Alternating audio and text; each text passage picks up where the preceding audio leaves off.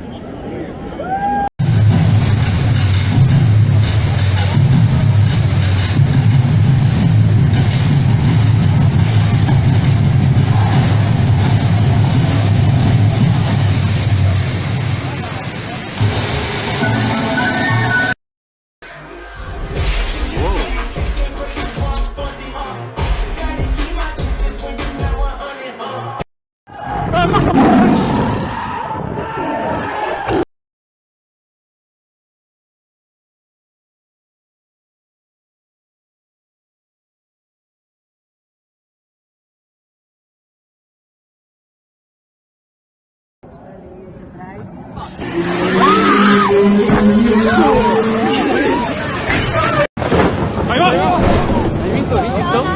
Mira. ¿Eso? ¿Estáis viendo? ¿Qué es eso? Tú mira la fuente. Tú que está flotando, tú.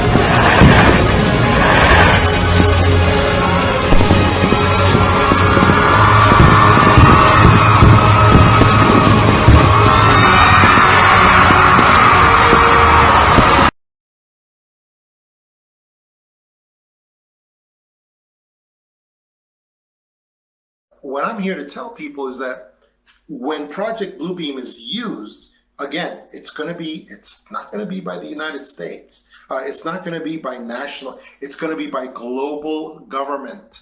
They're the ones who are going to use this stuff. And it's going to be not just a bunch of pretty holograms. They're going to be using it for religious figures. They're going to have Jesus in the sky, but it's not just going to be holograms.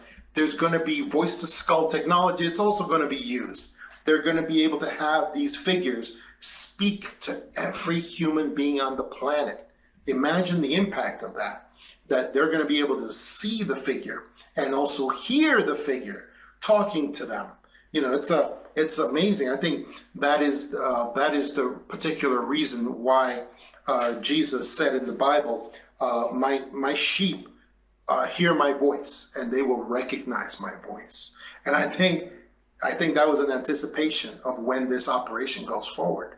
And it's going to go forward in conjunction also with the great fake alien invasion. It's going to go forward with that. And who knows, it's going to be also a sweetener. It's going to be, instead of, we're going to have, maybe 10 or 20 UAPs that have incredible destructive capacity against our cities. But then with Project Bluebeam, they can make those appear like 200 or 300 or 400 UAPs. See, that's what they can do. And also these holograms, we call them holograms because that's the word that we know. But they're going to probably have the capacity for noise, for sound, for solidity, temporary solidity as well. And then you can say, well, but then that's not a hologram. Well, yeah, it's probably going to be something that is several steps above a hologram as well. So these are the things that we're facing. And these things are going to be faced all at once. That's the reason why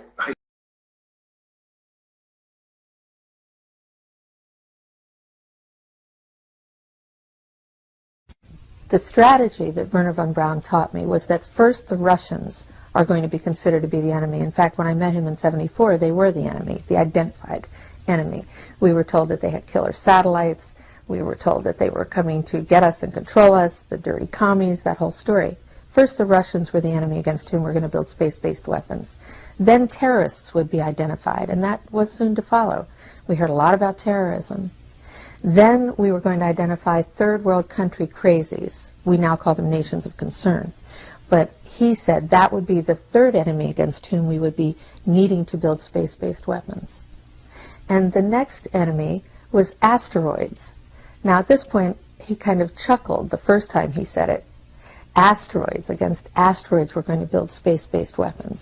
So it was funny then. And the funniest one of all was against what he called aliens, extraterrestrials. That would be the final card. And over and over and over during the 4 years that I knew him and was giving his speeches for him, he would bring up that last card. And remember, Carol, the last card is the alien card. We're going to have to build space-based weapons against aliens. And all of it, he said, is a lie. He didn't mention a timeline, but he said that it was going to be speeding up faster than anybody could possibly imagine.